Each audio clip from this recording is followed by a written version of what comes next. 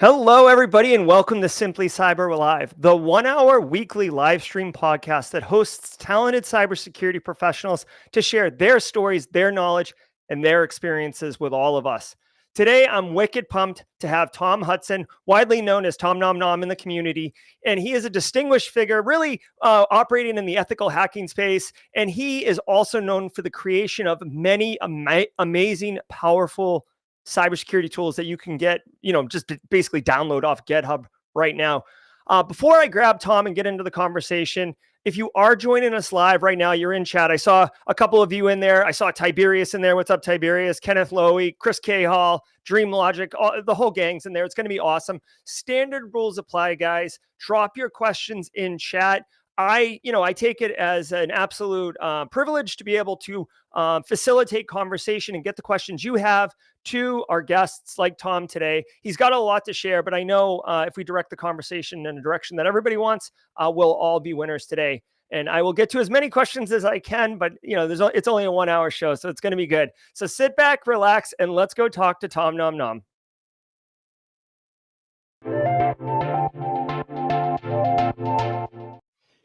Hey, Tom, how are you, man? Hey, I'm not too bad, thank you. How are you doing? I'm good. It's a pleasure to have you with us today. Your journey and contributions have been impactful in the world of cybersecurity. I don't know if you think of them that way, but they certainly have. You have thousands and thousands of people that have downloaded your tools off GitHub.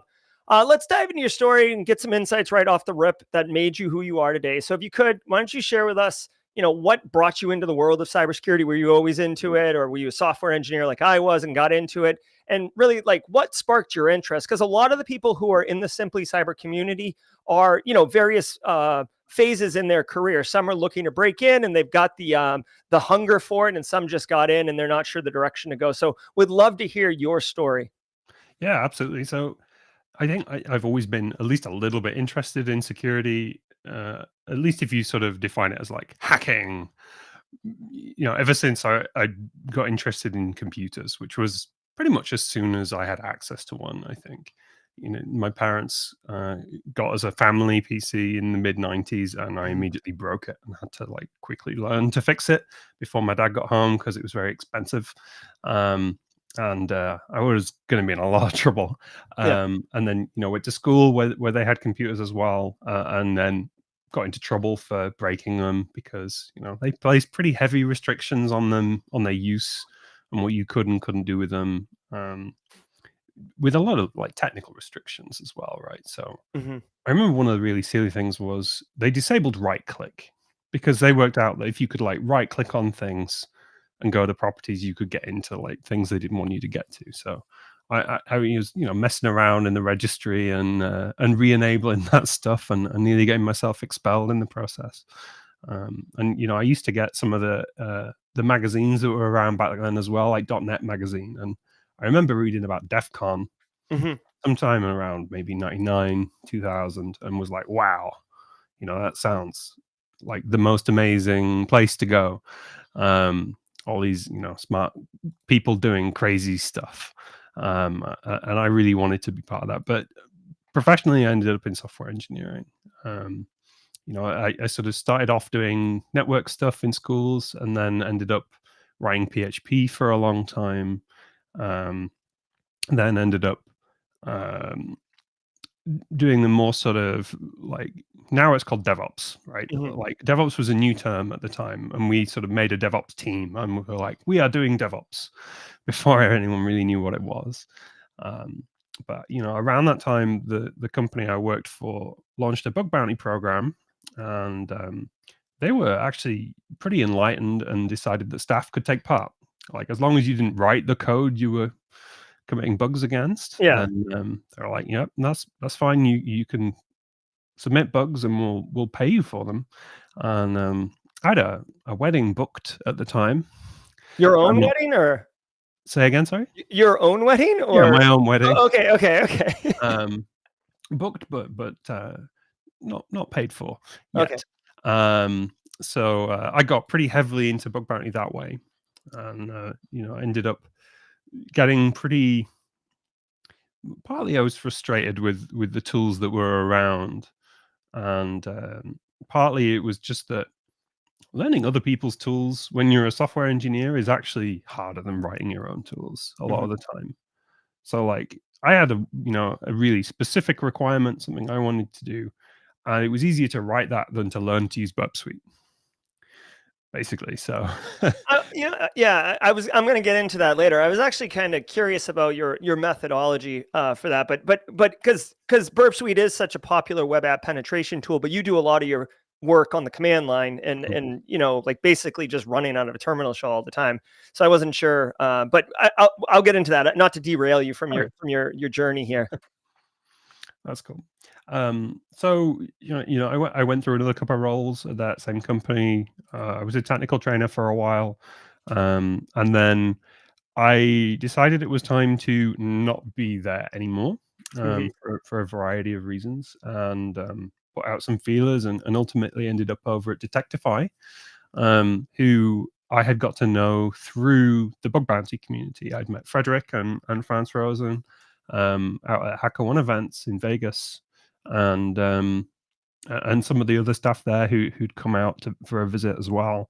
Um, so I got to know them beforehand and spent a while working there, which I really enjoyed.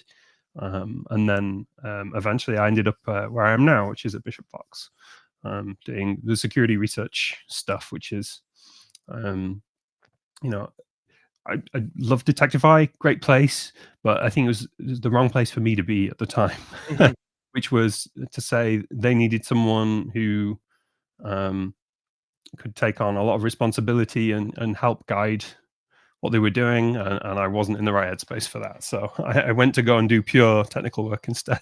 Yeah. Well, I feel like that is a decision that a lot of people along their career have to decide. Like, I feel like at some point you get to a point where like you either have to not go management, but you go more business or you Yeah. go more technical, and you really can't do both unless you like start your own business. And even then you're kind of going up that business path. So, listening to your heart, I suppose, Tom, like, you fancy yourself, enjoying more of the technical work. Yeah, definitely. I'm not business. I'm not a manager. Um, I've had several people say to me over the years, "Why don't you start your own business?" Mhm. And my answer is always because that sounds like literally the worst thing in the world. That's a pretty good answer. Yeah. Whereas, right now I get to work on technical problems and niche Mhm. technical problems, and really get fully absorbed into those, and come out the other end with interesting solutions to things. In the meantime, business people have done business things. I love it. So you actually mentioned a couple of things there. The old magazines back in the day. You sound like you're maybe similar age as me. Like for me, 2600. I grew up in the United States, though. Like I don't know if they had 2600 over in the UK, but that was like a fun kind of fracking magazine that you'd have to go to Barnes and Noble to get. Like you wouldn't want to. Yeah, we didn't really have any of that. So I'm mid-30s, so Okay. um, around that age, and slightly over mid-30s now. Um, Really, I think it's late 30s at this point. Okay. Um, I've been saying that for a few years. Yeah, just Uh, maintaining that. Yeah. but, these were pretty mainstream magazines. I think, one of the main ones I remember was one called .NET Hmm. Hmm. magazine, which was primarily about web development.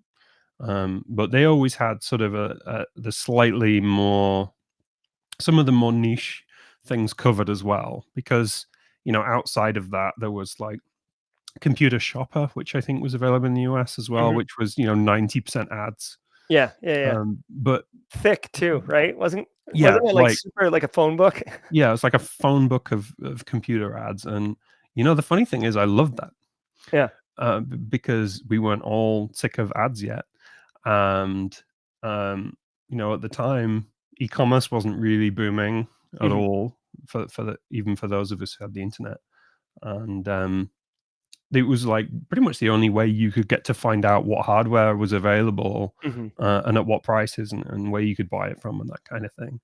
But there wasn't really much, especially before actually getting the internet at home. For the first few years or so, I had access to the internet at school, Mhm. so I would read the magazines at home, and take notes Yeah. of things I wanted to go and look for. I was going to say Google for things I wanted to go and look up on Alta Vista. Oh yeah, Um, taking it back there. yeah, or Lycos. yeah, Lycos, definitely. And I have my own website hosted on Tripod, which I think was Lycos's like hosting arm Yeah, like at the time. a beefed up version of GeoCities, like, you got your own web server going? Yeah, you could write your own HTML for that one, like in Notepad, obviously, Of course, yes, I because love it. that was all we had. We're seeing people talk about Netscape in chat right now. I love it. One of the things you said that kind of I don't want to say triggered me, but like it was an interesting thing that noted is that you said you liked kind of like breaking things. Like, so you work in offensive security, or you have an offensive security mind, and I do not. Okay, so like I'm just being real. Like I came up on the GRC side, CISO, and like I appreciate the pen testing and the offensive security, and I can certainly dabble, but I'm too much of a conformist. Mhm. And I hear a lot of people who are very successful at offensive security talk about how they used to take things apart when they were a kid or when they were younger and want to understand how it worked and understand how to reverse it and all this stuff. And it sounds like that's similar. I mean, was besides computers, I mean, was that something that you kind of just gravitated towards? Oh yeah. So I think one of the first birthday presents I remember getting was a tool set. Mhm. My dad always used to work on old British motorbikes and things like that, and cars and stuff, rebuilding engines and things. I was always really curious and tried to help out with that stuff. And early on, I was just in the way, but then it eventually turned into helping, especially Mhm. when I got into my teens and I was strong enough to help, lift an engine out of a bike frame. Um, then I was actually helpful. But I used to take about VCRs and stereos and anything I could get my hands on got taken apart. Um, to figure out how it worked, or just see the insides, even if I wasn't, figuring it out. Because as soon as you get into the territory of, things that have got integrated circuits, for example, you can't just look at it and figure Right. out what it does. And I was maybe not 8, 9. I didn't have test equipment. Certainly not anything like logic analyzers, and if I did, I wouldn't have understood it.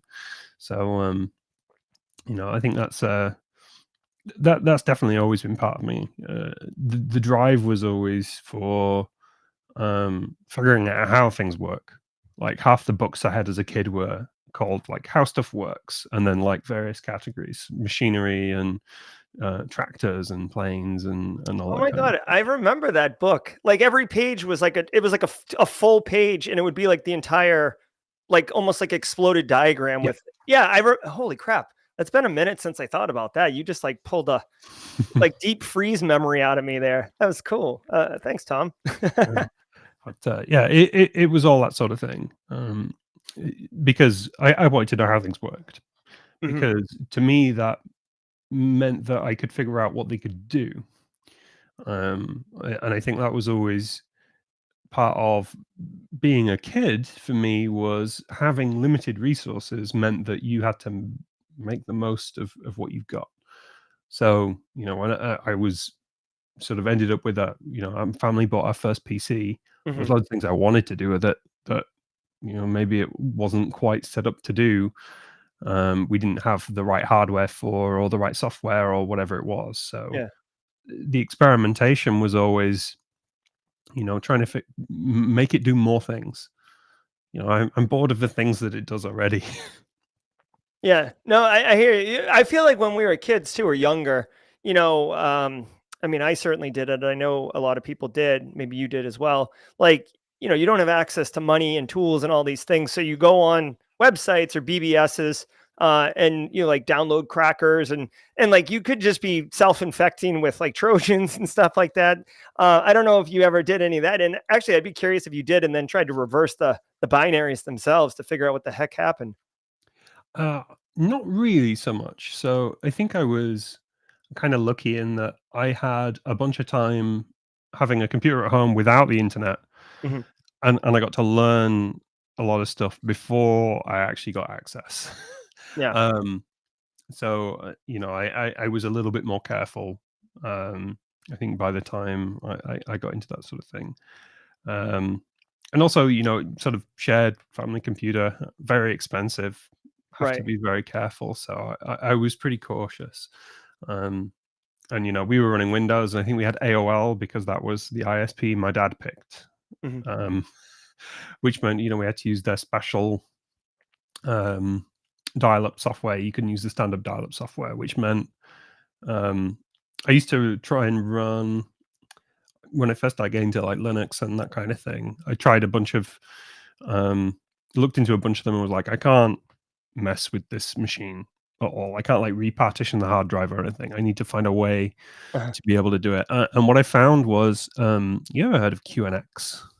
No, I haven't. Is it Uh, a QNX Linux is variant? a real time Unix Okay. for like industrial control and that kind of thing. Like it runs robot arms and production lines and things. Um, but before any of the Linux distros had like a live CD, QNX had a version of that. So you could sort of boot from a floppy disk into a full QNX environment. And I was just completely fascinated with it. But because we had AOL, it uses non-standard dialer. I Yeah. couldn't connect to the internet when I was in QNX. So I had to reboot with the floppy, try and figure something out, take notes, reboot back into Windows, Mhm. load up the internet, search for the answers, write it down, and then reboot again. Dude, Um, that definitely must have trained you to be like a thorough researcher though. I mean, that's like that's grind. But I mean, obviously if you're hungry for knowledge, you're willing to do that and you know, probably help you remember better too by writing it and reading it. So it's engaging different parts of your mind. yeah, I guess. I mean, I certainly didn't think of it that way at the time. Um, you know, I just wanted it to work. Yeah. Um, but I think, you know, I'm also lucky in terms of timing because, you know, I grew up in an era where PC hardware was starting to become commonly available, but it still wasn't good. You know, anyone who's sort of got their first PC in the last 10 years or so mostly expects it to continue to work, I think. Mhm. You know, they sort of you buy it and it'll work for 5 years or so, and then maybe you'll upgrade it. But, you know, in the late 90s, if you know, bought a new piece of hardware and plugged it in, there was every chance that your Windows install would just be completely bricked, Mhm. Mhm. and you have to reinstall it. So, you know, owning a computer at that time, you kind of had to know how to fix it, unless you know, had lots of money to pay someone else to fix it. Yeah.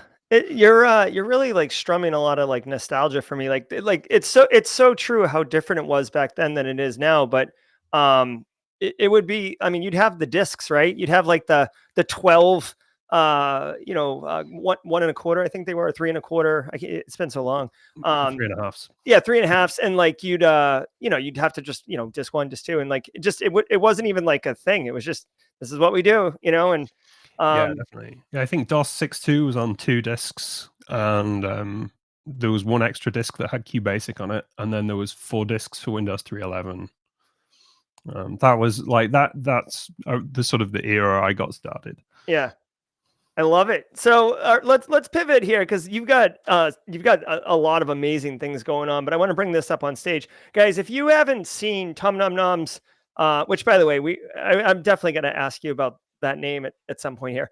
Tom Nom Nom's GitHub repo. I'm going to drop a link in chat after I bring it back. But Tom basically works on tools, makes them widely available.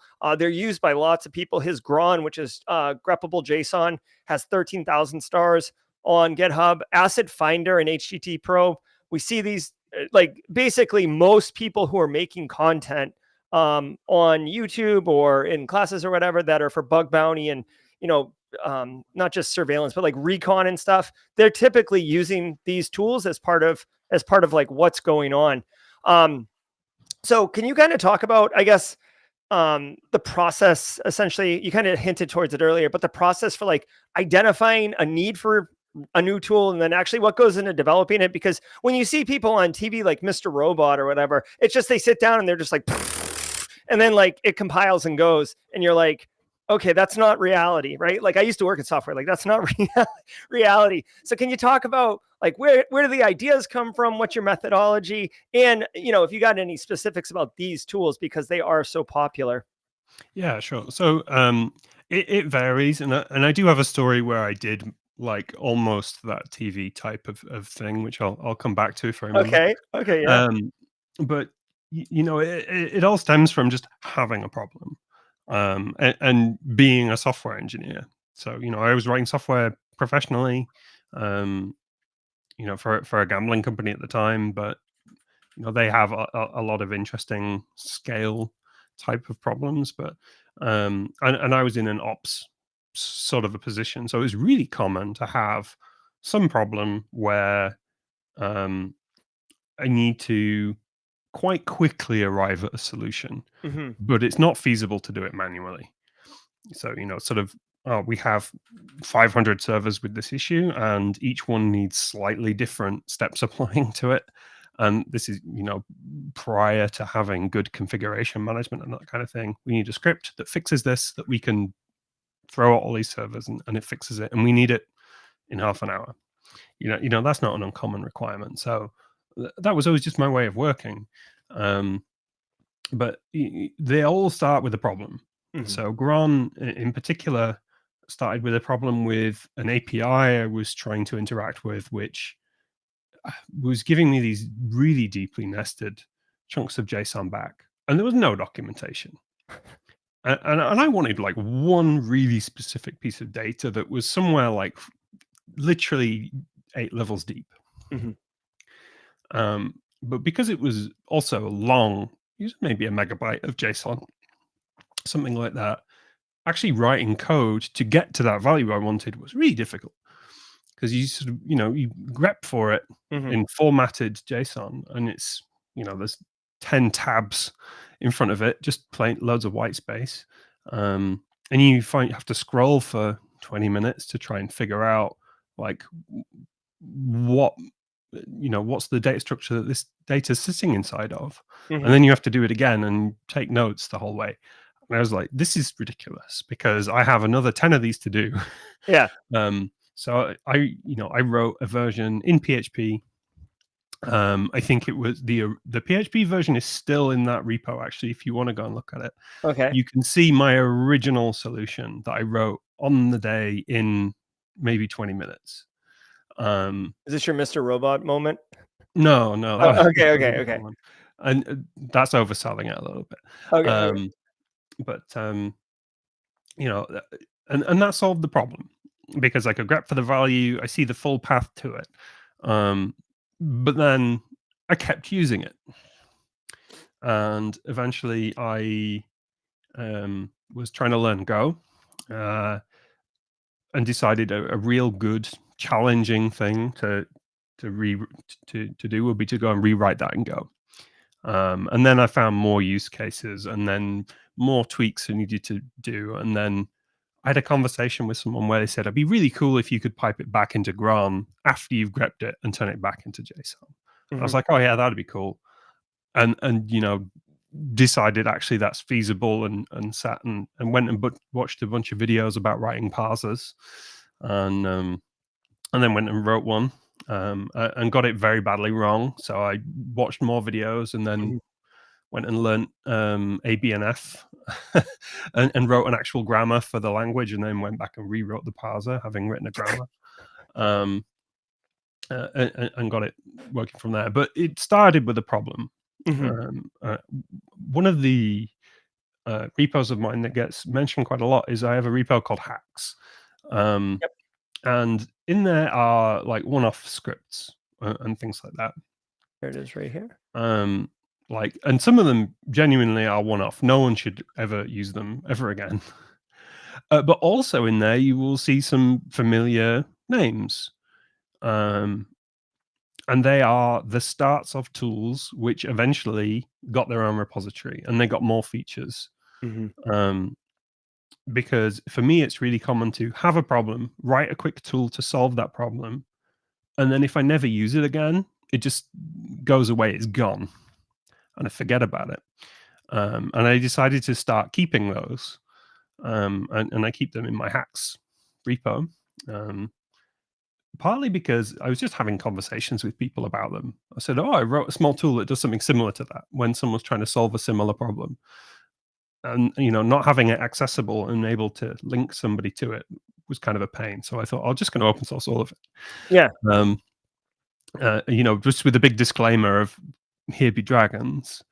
Um, but, quite often people would find something in there that they found very useful and had more suggestions for, or I continue to use them. And eventually sort of, well, they deserve their own repository and documentation, and all of those things. But, it was a really a useful barrier to remove, to publishing code, because usually you publish code and there isn't a README, people just complain about it. Like, um, they're comparing your efforts to a fully polished product, whereas they Right. should be comparing your efforts to the world where you did nothing. Right. Um, and that repo gave me the excuse to just publish those one-off things. Um, but yeah, they start with a problem, on the hacking side of things. Like I joked earlier, it was easier to write a tool than to learn Burp Suite. Um, and that was kind of true. I downloaded Burp Suite, and I looked at all the tabs. And this is when I was just first getting into bug bounty, Mhm. and I didn't understand what most of it did. And I was like, right, okay, but I do understand Go, so I'm gonna go and just write the code that I need instead.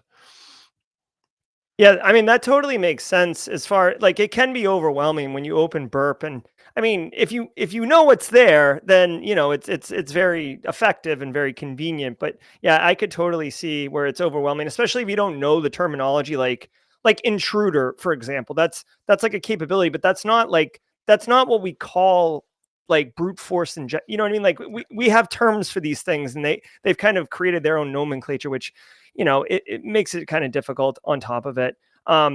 So, and I agree as far as like creating your own tools. One of the things that you said was there has to be a need, right? So, like you had this pain point of JSON that was like just difficult to parse. One of the things that you said, but you didn't say it was the reason, but it's one of the reasons I think a lot of Unix and administrators and network engineers automate most of their things. It's like you said it took a lot of time, like 20 minutes just to like parse through and find it manually. And I always think like if it takes a lot of time and it's a repeatable thing, it's got to be something that you got to automate just because time is so valuable, right? So I mean, do you find if it's like, oh man, this is taking a while, like I should write a program for that? Is that like one of those like motivations? Yeah, definitely. And I think that 20 minutes was to write the tool. Oh, I'm sorry. By the way, but Maybe I was getting confused. You spent longer looking through the JSON. yeah, probably I probably would have taken me as long actually just to look through the JSON in the first place. So it was pretty good. Um, but yeah, like that's definitely a motivation for it. And I think one of the things about spending time on the command line in particular is you're essentially writing mini programs all the time. Mhm. Every time you pipe more than maybe 3 commands together, you're like, "That's a program." It's written all in one line, but if I put it in a shell script, like if I put it in a text file and put line breaks in it, it's a program. Um, It's classier, right? yeah, It makes me absolutely. think of that Winnie the Pooh meme where it's like Winnie the Pooh and then it's Winnie the Yeah. Pooh with like the tuxedo on. Yeah, like I stick a .sh on it and then suddenly it's fancy. Yeah, yeah. Or like even more fancy, it's in Go and it's compiled, but it's kind of the same thing. And I think the line is blurrier than people might anticipate. But I think being able to write tools quickly also means you are much more likely to do it. So Mhm. I mentioned the TV coding moment thing. That was a live hacking event. I think there was maybe 2 hours left, and a couple of guys I know well came up to me and said, "Tom, we have a very specific problem. Do you have a tool that solves this, like that does this?" And I said, "No, but let's go write one." And within maybe 30 minutes or so, we had a working tool, and they went off and ran it. And I can't, whether it found anything or not is a different matter, but Right. working tool, it did the thing. and they were both really surprised that it was possible to write a tool that quickly. Yeah. Because they said, sort of, this would have taken us all day because we'd be checking Stack Overflow and Mhm. that kind of thing. And really, it's just repetition and spotting patterns. I think I saw a question in the chat that was like, "What's um, Your workflow? my workflow Yeah, I of was gonna writing bring that up, tools?" as we went. So thanks, Tom, for, Amazing. helping.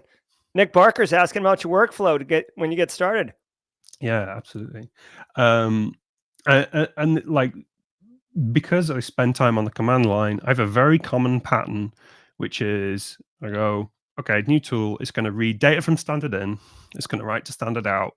So there's going to be a open standard in, have a loop, write to standard out, probably encoded as JSON these days, because I'm fairly okay with JQ these days. So I like to output JSON lines if I can. Okay. And that's a way that Bishop Fox has affected me. All of our tools output JSON.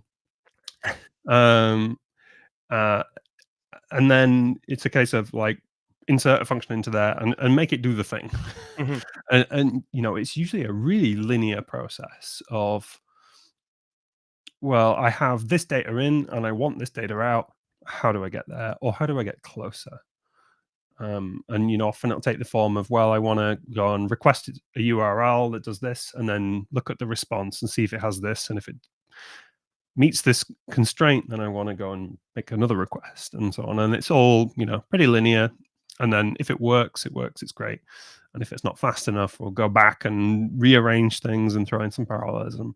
But they all tend to be really small, and they all tend to be things you can't easily achieve on the command line by itself. Um, with a certain caveat. I've occasionally written things that are technically easy on the command line. There's just a lot of typing. Okay, yeah. So Um, to expedite your t save your time, basically? yeah, definitely. So, like, there's something I found. I have a tool called Comb, Uh-huh. which prints the Cartesian product of two lists, which you can do with a nested while loop. One Mhm. while loop inside another, dead easy to do, but it's like 100 and something characters of typing. And I actually do it quite a lot. So I wrote just a really small tool, does nothing but that, and I use it all the time. Yeah, there you go. Um, I mean, make a tool if it serves your needs, right? And makes your workflows better, makes you faster, higher quality and fidelity. yeah, Looks cleaner, I might add, also. So yeah, definitely appreciate that. yeah. I Um, think there was a bit on the end of that question as well, which was, do I get inspired by the developers? I think this might be a surprising answer. The answer is no. Very rarely do I get inspired by other developers, and that's partly deliberate. Um, I think this is the sort of thing that people don't usually admit, because usually if you're trying to solve a problem, the first thing you do is go and look at how everybody else solved it, right? mhm. I don't do that. The To first thing I not do is cheat, try and solve it by myself. is that to prevent bias? Yeah, partly, and partly it's just to see if I can, depending on what I'm doing. But also, that kind of bias can be really insidious. Mhm. Uh, if you've seen one way to solve a problem, it can be really, really difficult to rid yourself of it and see if there are any other solutions. Like, I was going to check afterwards, Yeah. and sometimes the answer is, "Oh, my way was really dumb. I'm going to use their way." But surprisingly often, the answer is, "My way is different and actually has some advantages, has some disadvantages as well." But, like, once or twice, it's sort of like broken new ground, or nothing really spectacular. um but certainly, come up with a slightly different way of doing something. Yeah.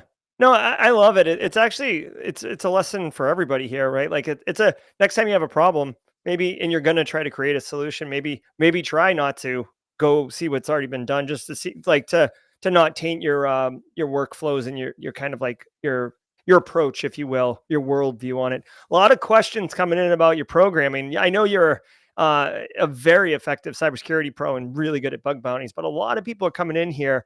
I'm going to drop a couple on you, Tom. where did you start with programming? And then there's another question in here about, what's a proficient way to get good at programming? So I kind of bundle those together if you don't mind. Okay. Yeah, that's fine. My start to programming was really um, there's two answers to this question. One answer is I thought computers were awesome and cool, and I learned some QBasic and that like played a tune and asked you a question and made a character move across the screen. But honestly, it didn't really teach me anything other than to copy code out of a book. Right. Um, for me, it was when I got access to the internet. I was suddenly exposed to websites, and I wanted to make my own. So I learned some HTML largely through view source, which is something the web's kind of it's not missing. Obviously, you can still view source, but you know, in 1998, you could view source and fully understand everything a web page was doing. Hmm. If you go on a single page web app now and do view source, got some obfuscated React library, and everything's minified, and there's 4 megabytes of it, and you can't read that. Yeah. But that's how I learned HTML and that kind of thing. And I was really obsessed with this idea of trying to make a website be able to do something and store state in particular. I wanted to write my own guest book, because all the cool websites had a guest book in them. Yeah. Right? The counter at the bottom in the guest book, Yeah, right? absolutely. And I read some stuff online about CGI and Perl, and I was really confused about it. And then eventually I heard about this thing called PHP, and I begged my parents for about 2 months to pay for a shared hosting account for me that had PHP support. I got a book on PHP, and I wrote my own guest book, which thankfully never got hacked, because it would have been horribly insecure. Uh-huh. And that was where I got my start. Was like I wanted to make web pages that did stuff. And I eventually ended up working for a company doing networking and tech support for schools, and we needed a job like ticket management system.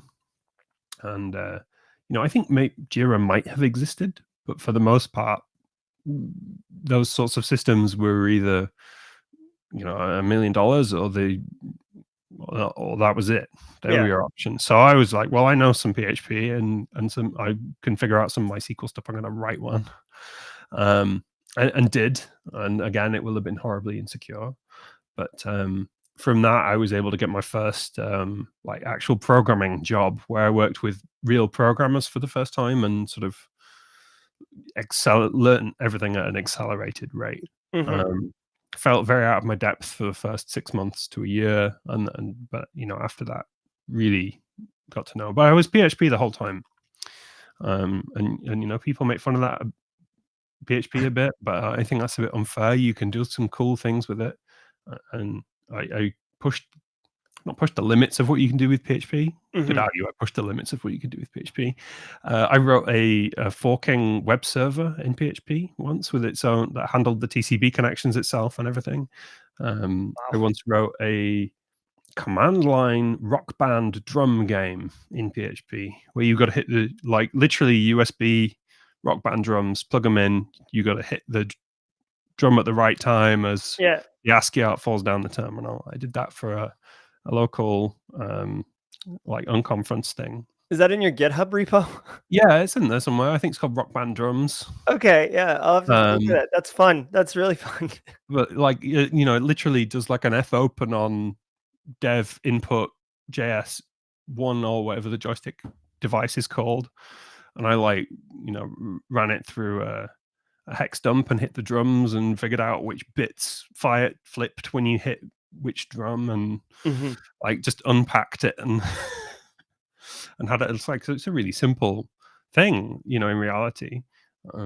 But I love PHP for that, because I could do that kind of experimentation and figuring things out. But I didn't have to know about memory layouts and Yeah. stuff like that would have had to have learnt for C. Um, but yeah, PHP for sure. So In terms of like Mhm. a way to get proficient at programming, have problems you want to solve is my advice. I think one of the most difficult things about learning anything is being directionless.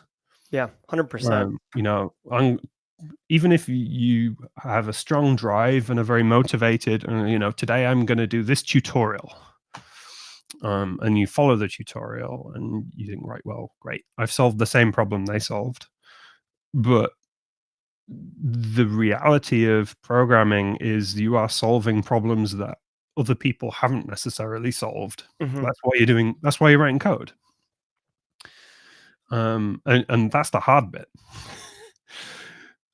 So you know, even if it's problems people have solved before, I think having something you want to do, having something you want to, a problem you solve, something you want to make, is the thing that makes it easier because it gives context to everything you learn.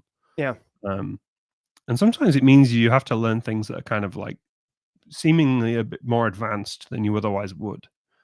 I think there's a tendency for programming tutorials and things like that to go very broad first. We're going to learn all the basics and then we're going to go a bit deeper and so on.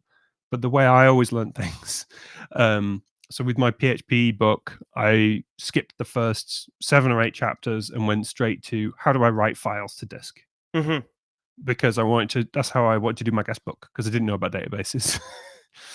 I was like, how do I write files to disk and read files? That was literally like the first bit of programming that I did in PHP. And it was probably a silly way to do it because it was started talking about arrays and I didn't know what arrays were yet. Um, uh,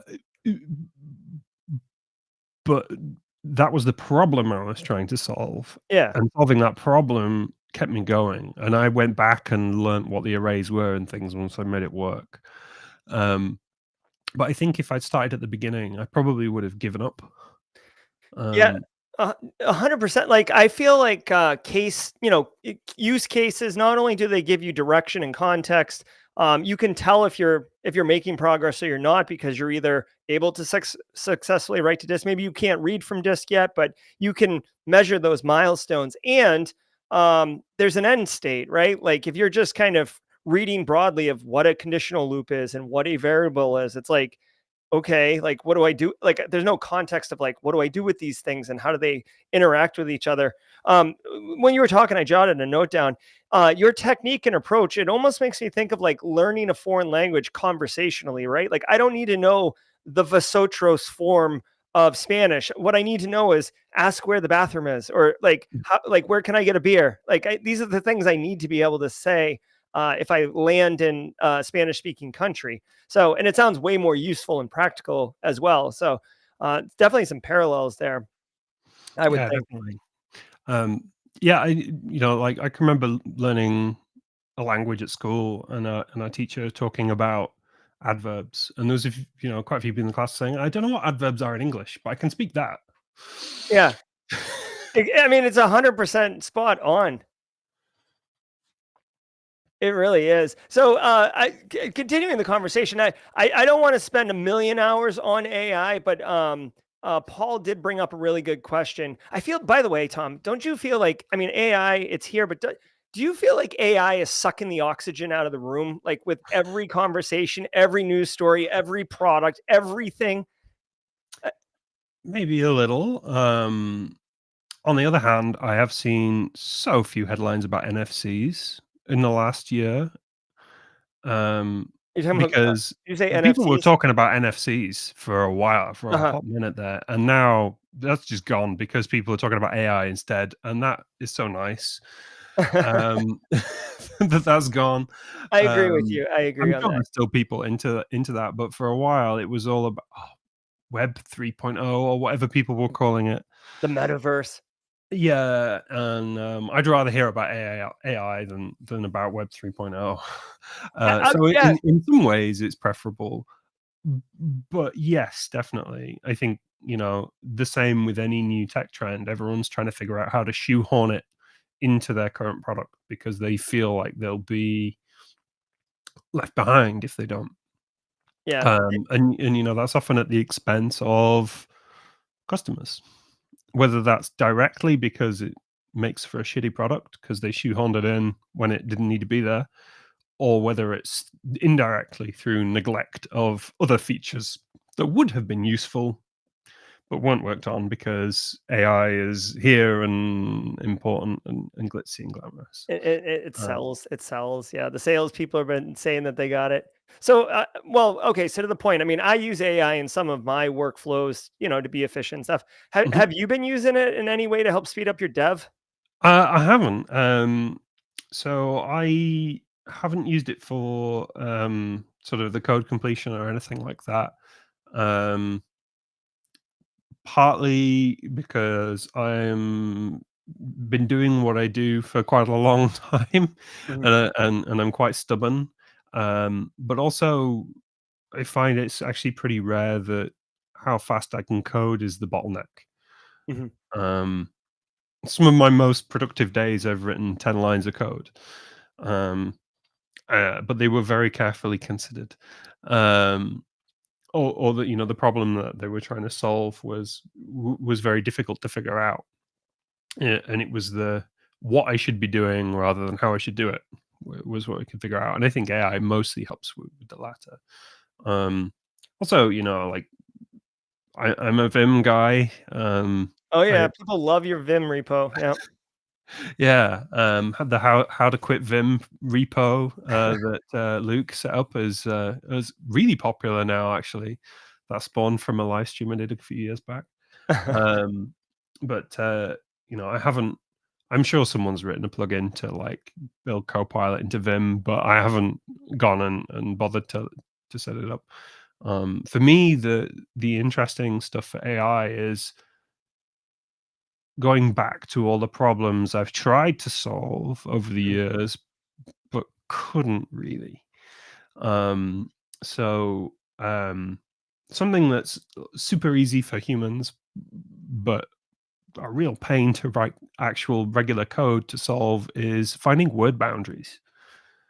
So like I have, a host name, a domain name, a hashtag or something. It's all lowercase, and I want to know like where the word boundaries are so that I can swap one of them out and do some intelligent brute forcing.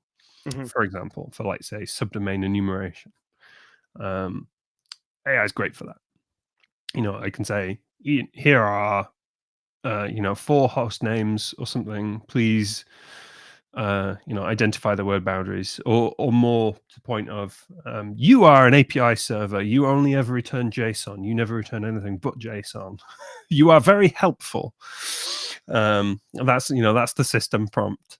Um, so for that kind of thing, it's really really useful. But I think a lot of the problems with it are interfacing with it in a consistent and reliable way. Yeah. Sort of Consistent like prompt stuff. massaging of like I was playing with one of the model Mistral or something like that, one of the local run models. Mhm. And I was getting it to return JSON, but it always wrapped it in Markdown. It was always 3 backticks JSON Yeah. at the start of it, and then came the JSON, and it would just no matter what I did, I couldn't like I just ended up writing regular code to strip that bit off Yeah. because I just couldn't make it not do that. Um, and I'm sure there's lots of people who are they've got prompt engineer as their job title on LinkedIn already, and they know Oh how to yeah. make it bend to their ways. But I'm very much working on the idea of I'm keeping an eye on it, and I think in another couple of years, all of the current tricks are going to be useless anyway. Mhm. So, but the AI is going to be more useful. So I'm gonna and keep an eye on it and stay abreast of the state of things. But I'm not really heavily investing into the current iteration of things. Waiting for the snow globe to settle a bit. Yeah, a little bit, and also I just think there's so many problems that are still solvable with regular code that we haven't solved yet. Mhm. Um, and I think they're still going to need to be done. And I think they are. mostly problems that current models are not very good at dealing with, because the problem isn't what code do I write? The problem is how do I even begin to approach this problem? Yeah. Um, like the problem is in defining the problem. And that's exactly what you need to do in order to give an AI a prompt anyway. Um, but I think a lot of the time the solution is possible in regular code and is much faster. Um, and there's still I think there's still a lot of mileage in if statements. Yeah, I'm 100%. It's not there yet, and I hope personally, like everybody's like AI, like slap it on every new product and mark it up and sell it. Like I feel like people have lost sight that like AI might help solve cancer or like some of these like righteous general population problems we've had. But yeah, I don't know how much money's in that, right? So so it is what it is. So I wanted to kind of flip it. You had mentioned earlier basically using projects and kind of case study to learn things, right? So Carrie had a question a little while ago. You are really, really, natural and comfortable in Linux. You run around in Linux all the time, right? So Carrie recently got into Ubuntu, making his way into the Linux waters. Any suggestions on projects or labs or some type of activity that he could do that might, get him more warmed up and power user on the Linux system? Yeah. So I'm like I said before, my usual thing is like I have a legitimate problem I want to solve, and that's always been my driver. But I think one of the other things that comes from a different part of me, not from a computing part. This comes from playing guitar, Mhm. which is creativity through constraint. Um, so a real common thing when you play an instrument is you come up with a set of licks that you use all the time, and it's really hard to get out of them. You have a particular way you do something. So one of the things you can do is set yourself a constraint and say, I'm only going to use the two lowest strings, or I'm only going to use these two fingers, or whatever it is, and that makes you come up with different things. So one of the things you could do is set yourself a constraint of, I'm going to do something I know how to do with the GUI, but I'm going to do it and only in the command line. Whatever Googling I need to do to figure that out is fine, but I'm not gonna, I want to change my screen resolution. Mhm. Maybe that's a bad example. Don't mess with your screen resolution in the terminal. Um, I'm going to change some system setting, or I'm going to do something I would usually open a GUI app to do. I'm going to do it in the command line. Why not? And it's going to be tricky the first time, but the second and third and fourth time, it gets a little bit easier, and you eventually find out this is actually faster. And particularly where there isn't an app that solves your problem exactly, learning lots of components that you can join together in a composable way is so very powerful. In terms of like actual labs and for the cybersecurity side of things, I'm a big fan of Portswigger's labs. They're free, they're well written. They teach you really quite specific skills um, that are useful in doing cybersecurity stuff. Um, but the honest answer is outside of that, I haven't done that many of them, so there's not that many I can Yeah. personally recommend.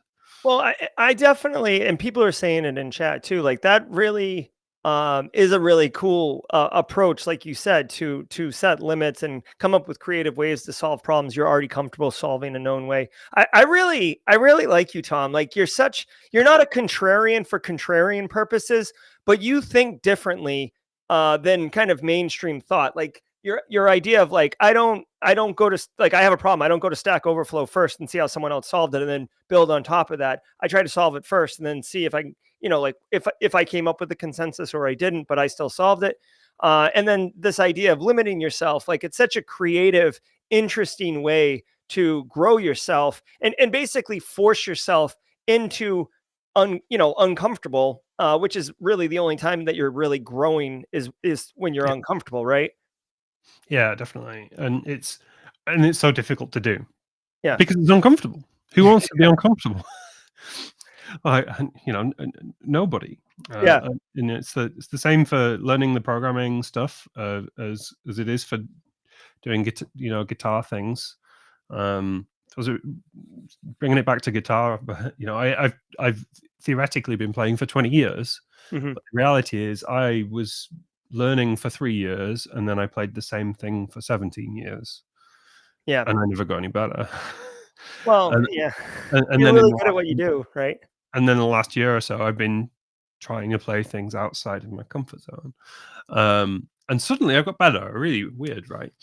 Yeah. Um, but that constraints thing is a really big part of that. And sometimes they are imposed on you, and sometimes you impose them on yourself. Mhm. So I think I've told the story elsewhere before. The reason I use Vim is because I spent a month working on a VM and I couldn't get Samba working. And at the time, the programming was done in Windows with Notepad++ Mhm.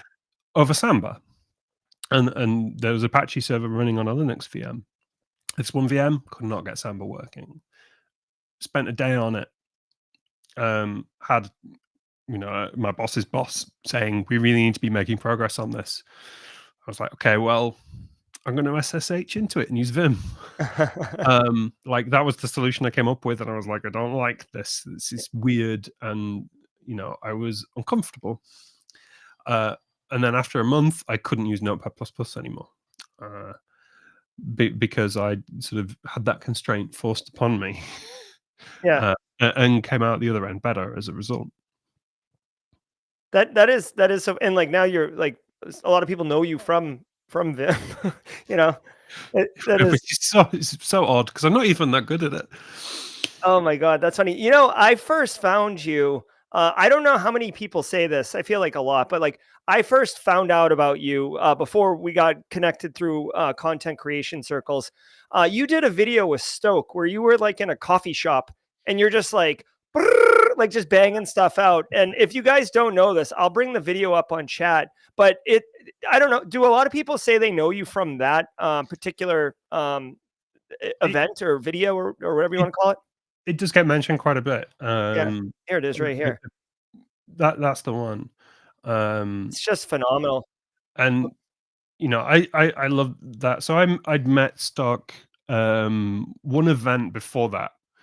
And like literally we were on a bus to a life hacking event venue, and we sat next to each other. And he was like, "Hey, you do a lot of terminal stuff, don't you?" I was like, "Yeah." 'Cause, I'd spent time in ops, and as a software engineer, I ended up using Vim and that kind of thing. That was just where I lived, so it felt natural to me. And then at the next event, he was like, "Hey, can I interview you and you show me your workflow and stuff?" And I said, "Sure." And we went, "Okay, screen recording going, camera is rolling, Stock's wife holding the camera," Uh-huh. and we just went. So there was no prep for that video. Um, and Stock's wife, bless her, at the end was like, "My hands are shaking. I've been holding," that the video is edited. Yeah. So there's probably maybe 50% more footage than. It's a 36-minute video, for what it's worth. So, I guess Stokes like, "Hey, honey, can you hold this phone for an hour and a half or this, Yeah, oh, it's a Sony DSLR. DSLR?" Yeah. Yeah, with it was a big camera. Um, but, the for a video that had, no script, no prep, I think it came out pretty well. It was good timing because 'cause I'd been hacking for, like, 2 weeks straight, so my workflow was really sort of, dialed in. My Yeah. fingers were used to my laptop keyboard, and everything was just right, so, Yeah, it's that was nice, but it was also kind of a you said quite a few people have said, "I know you from that video," but that video was also, or at least the response to that video was also the point that I kind of realized I was doing things that not everyone else was doing. Mhm.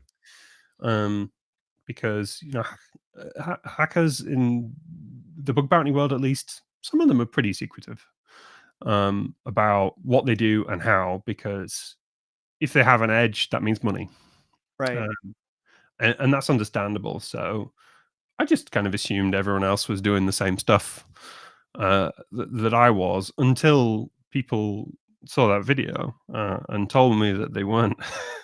Yeah. um, It's a master class in, um, kind of, approaching bug bounty for, web app bug bounty. Although, I mean, you go beyond web apps and stuff like that in the video, but,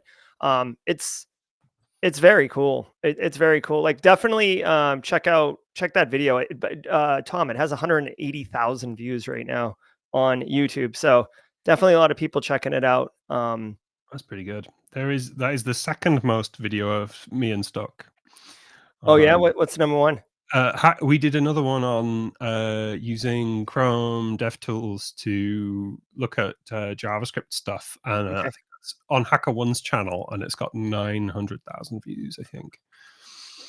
I'm pulling it Which up is, right I now. only just like literally 2 days ago, it popped up in my recommended videos, and I was like, "That's nearly 1 million views now. Yeah, How?" I didn't realize. Um, here it is. yeah, Is this it? It's, yeah, yeah, special guest Tom Nom Nom. Yeah. 901 Where are you in here, views. Tom? Oh, there you are. Is that you? And I There the you are, last buddy. time I looked at that video, it had like 100,000 views, so that was a big surprise. And wow, I Yeah. look quite different. Yep, little different. I'm gonna drop a link to this in chat Yeah, as well for everybody so you guys can get this.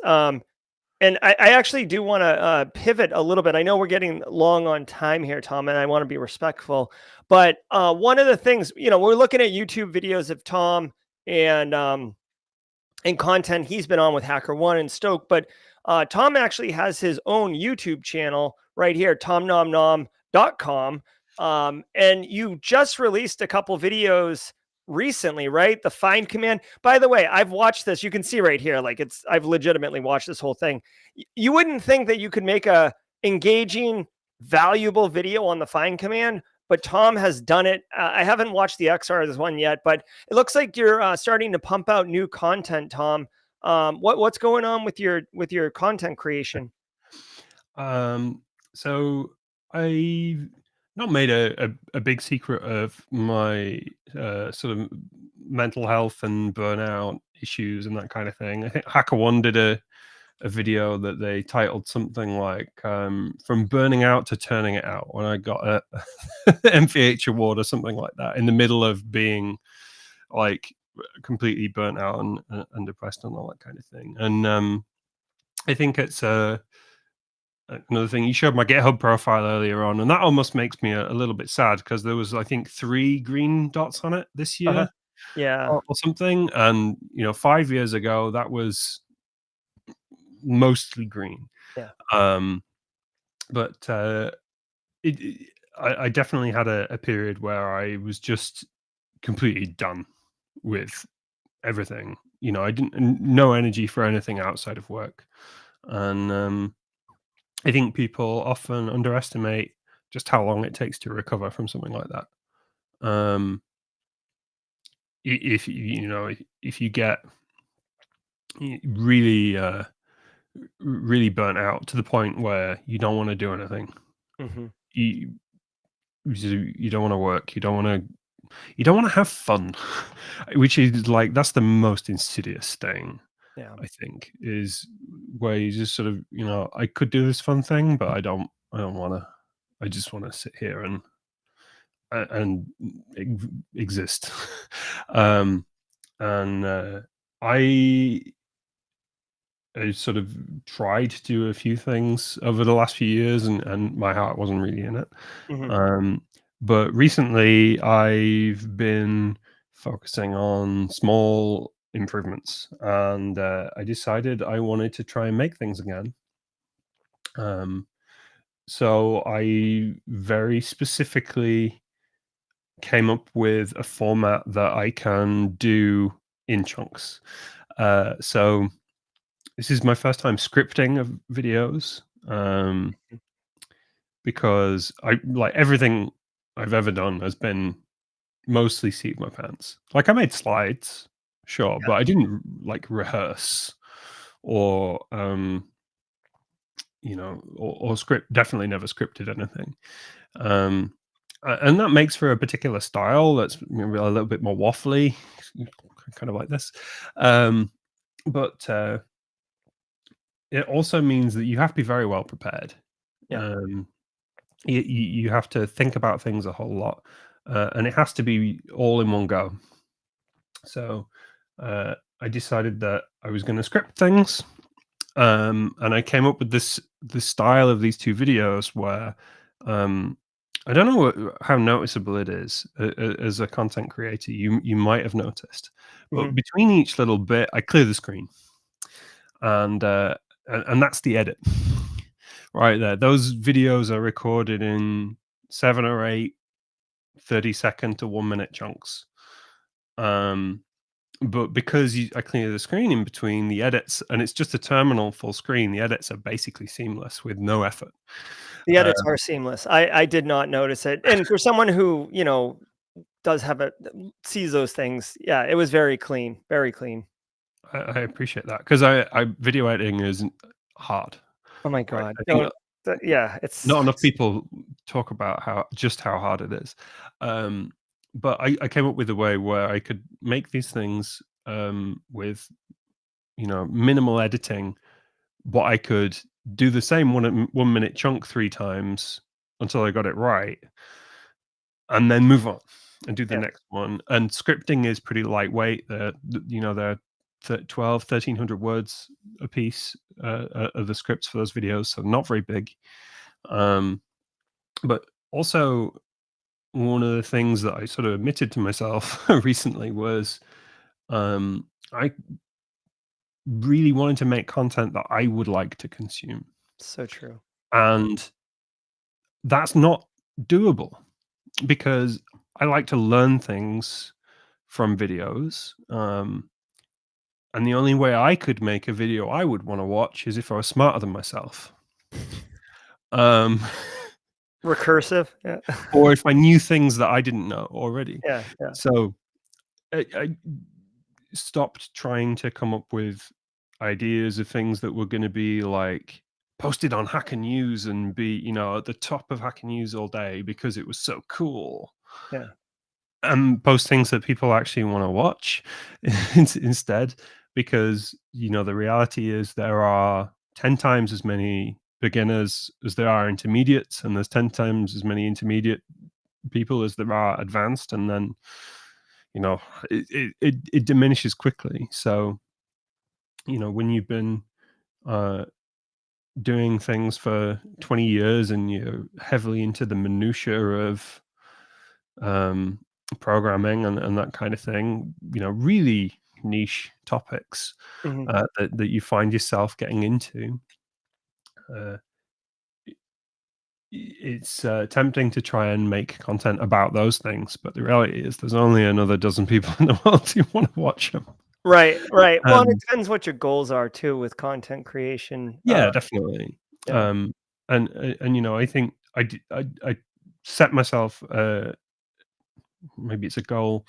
Um, I wanna help people assemble a toolkit, to be able to solve their own problems. Um, because that's the way I think about, Linux and the command line is there's a toolkit of it's almost kinda like a Lego brick sort of a thing, Mhm. where I go, "This tool serves this purpose, and here's how you can connect it to things." And once you've got a handful of those, you can rearrange them in so many different ways. Yeah. And I've only done 2 so far, but I know what the next one's gonna be. I'm gonna do a video about while loops and IO redirection and conditionals, Mhm. which is sort of so we've done 2 about tools, and this one's gonna be more about glue, Okay. right, of like, 'cause we introduced pipes in the XArgs video, um, and that's the first bit of glue that you learn, I think, in the Linux command line. But there's so much more to it.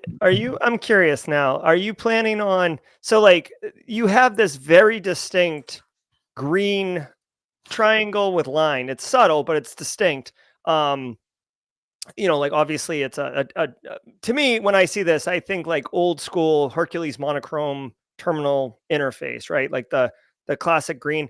Are you going to make the tools videos have like thumbnails like this and the glue videos have something else, or is it just this kind of like I was just curious because clearly you were very deliberate in choosing that thumbnail, I I would mean, think. that was sort of the extent of my Photoshop skills. Oh, well, But it's brilliant. It's uh, brilliant. but but also, I've been using more or less the same terminal theme for the best part of 15, 20 years, Mhm. something like that. And I've had that Unicode arrow has been my prompt for a long time, and I have a very strong association of that arrow with the terminal. Yeah. For a lot of people, it's a dollar or it's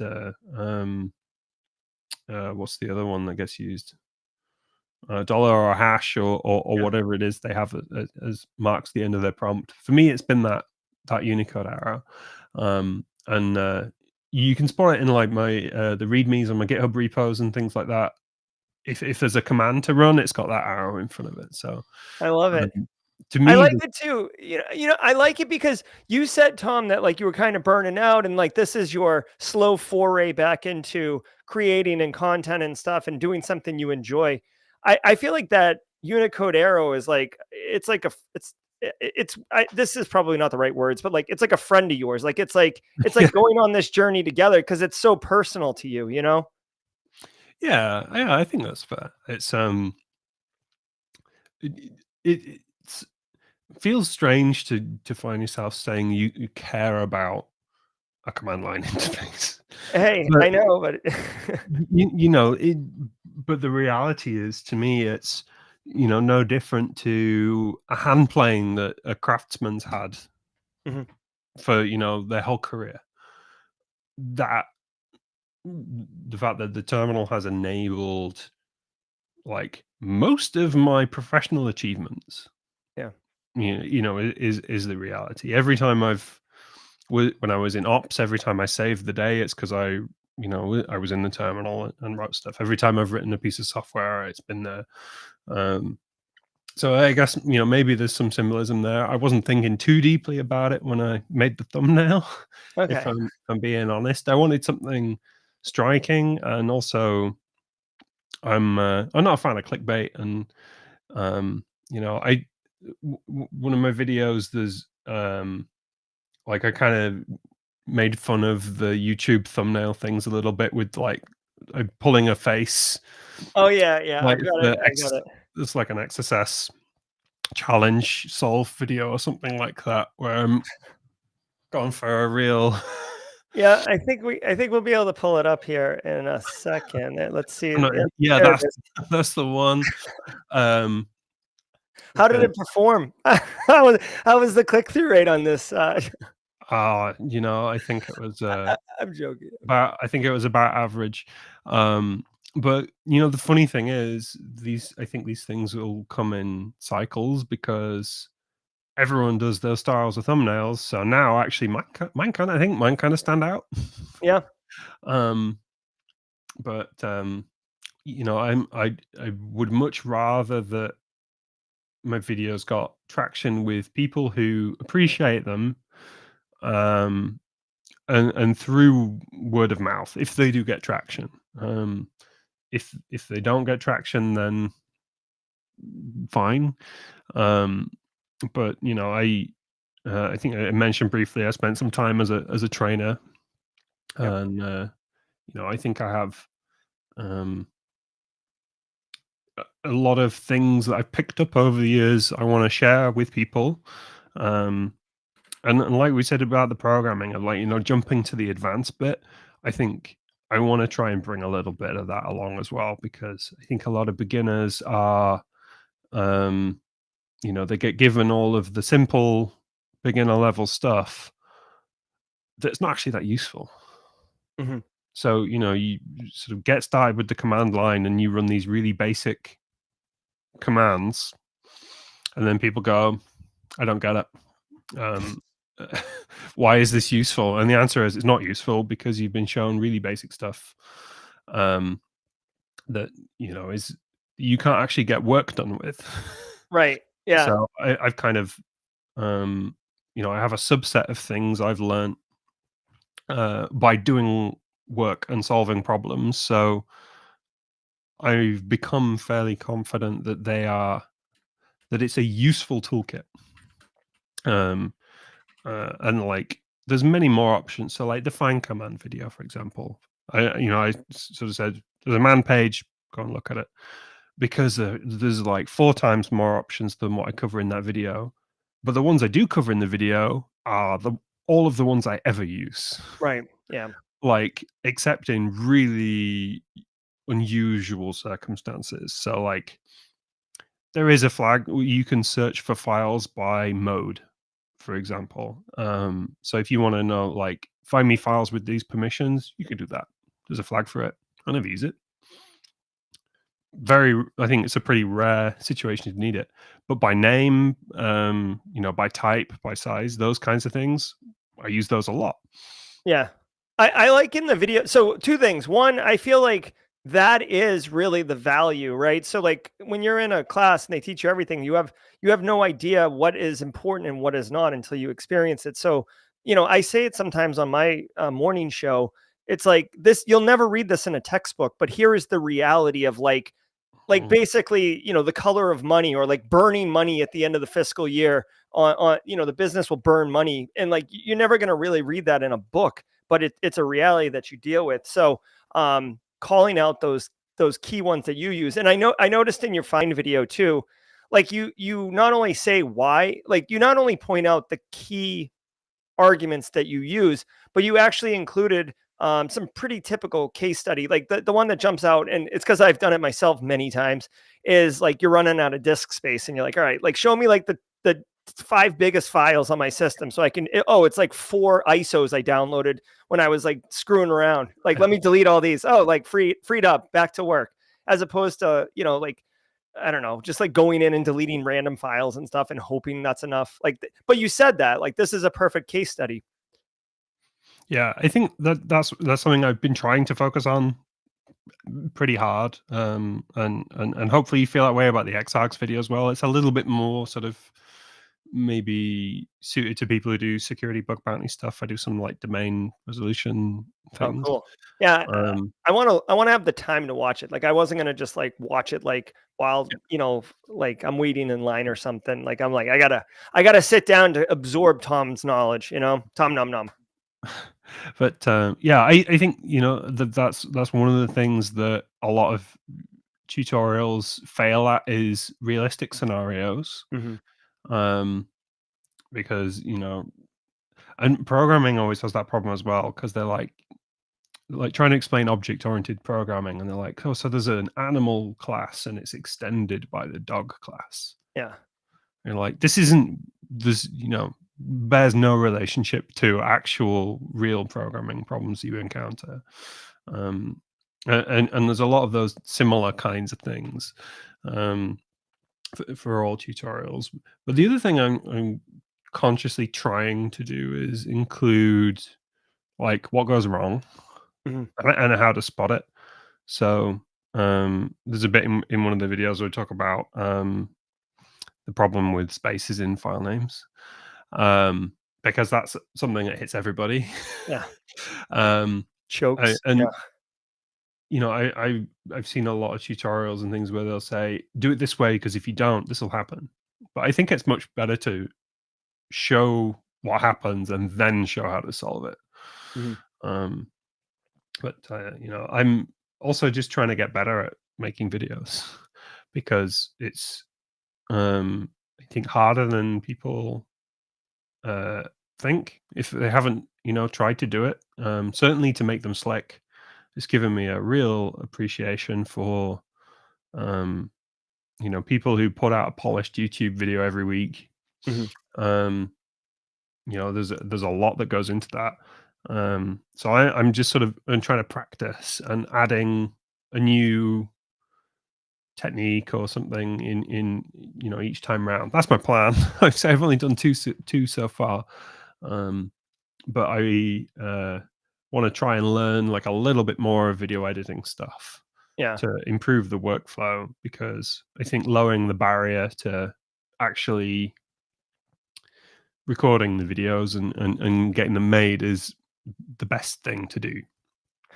Yeah, I I basically just started doing live streams because there's no editing. You know what I mean? Like you just like go live, and people are actually asking in chat a little while ago about a Tom Nom Nom live stream of like making a tool, writing a tool, or writing like you have a problem, you go live and do it. I've actually seen there's a band I love called The Midnight. Like it's pretty much the only band I listen to, and it's a retro synthwave band. There's a lead singer writer, and then there's a guy who is multi-talented musician, but he does a lot of the synth and the I think it's called DAW or whatever. You know what I'm talking about? Like the one where you're dropping the beats in and assembling them. Yeah, a DAW, Yeah, digital audio yeah, workstation.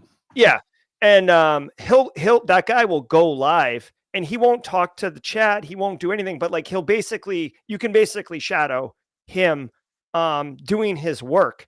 And Okay. it's really, really fascinating. So whatever. I mean, people are asking like to see you work basically. So if you're looking for another concept, perhaps that one. I don't know if you'd feel pressure though. I know at like bug bounty events and hacking competitions, most people don't like someone standing behind them because they don't want their workflows to be revealed or seeing them making mistakes and stuff. Yeah, I've built a couple of things on live streams that they were a little bit more planned. Mhm. Still no prep. Um, but I'm fine with that in concept. And one of the things you get really good at as a trainer actually is having people over your shoulder. Um, or more so. So because I'd have 26 students watching me code stuff plugged into a projector. Yeah, yeah. Um, so you get pretty comfortable pretty quickly with making mistakes and changing your response to mistakes as well. Because uh, one thing I found really interesting is I became a better programmer by doing that, Mhm. because I would make a mistake accidentally, get an error, and rather than going, "Oh shit, how do I fix this?" and going quiet, I would say, "Look, so we have an error. Let's read it together and Mhm. figure out what it means." And actually, by the time I've got through that, I know exactly what the issue is and I can fix it. And it all looks planned. Yeah. And everybody learns. But it also, it sort of, I think, as a trainer, it humanizes you as well. I think, in particular, if you have a lot of experience and you're teaching complete beginners, it can be very easy for them to be a little overwhelmed and think, "How am I ever gonna, learn all of these things?" So I think making mistakes in front of people is really, really important. I love Anyway, it. Yeah, I love it. Learning a lot from you, Tom. We're gonna have to wrap here in a minute, but I did share your LinkedIn. I shared your GitHub. I shared your YouTube channel, and I saw a lot of people in chat say that they have now subscribed to your channel. So you got some more people to push out your third video to.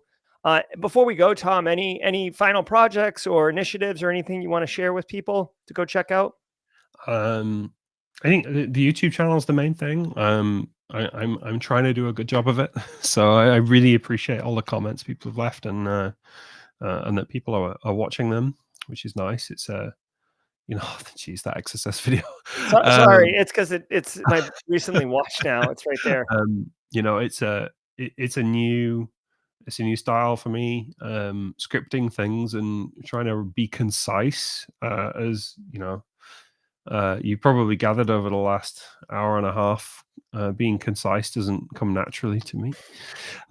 So that's a real effort to uh, n- figure out what not to explain, Mhm.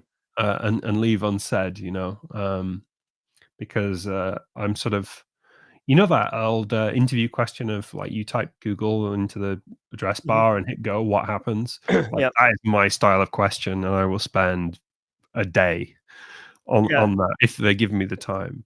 Um, You're like, I hope you guys packed a lunch because this one, yeah, because we're explaining it now. yeah, But so that it's actually been a real conscious effort to try and be concise and not explain everything, and just to leave some things to be implicit, but also to leave some things for later videos as well. nice So little teaser. I'm trying. I love it. I love it. So definitely go check out Tom's YouTube channel. I linked it below, but you can find it on YouTube at tomnomnom.com. But there's only one Tom Nom Nom, as far as I know, out there. So if you Google that, basically they all come up, all his links and resources and stuff. Tom Hudson, aka Tom Nom Nom.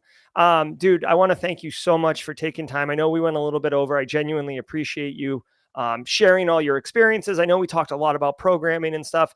Definitely deep. Maybe we can have you back on the show in a couple months or something, and we can get. I really wanted to talk about bug bounty too. You have a wealth of knowledge and experience, and I wanted to talk to you about bug bounties and is it real practical for people who are breaking in to start at bug bounty and not. So there's a lot more to go over if you're interested and if you have the bandwidth. So we can Yeah, definitely get into that. Cool. anytime. All right. I love it. All right, everybody. Chat, thank you so much. A lot of great questions. We didn't have time to get to all of them, but I genuinely appreciate all of you for showing up. I hope you enjoyed the stream.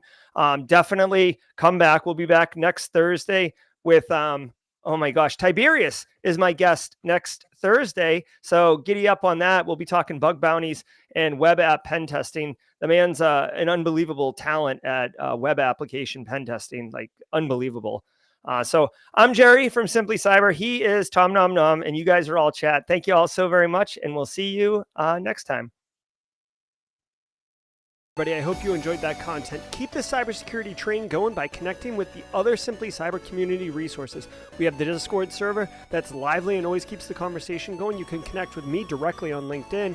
And also every single weekday morning on the Simply Cyber channel, we're doing live daily cyber threat briefings, 8 a.m. Eastern time, as well as Thursday at 4:30 p.m. We're doing live stream interviews with industry experts, and we produce videos that we push out every Wednesday morning.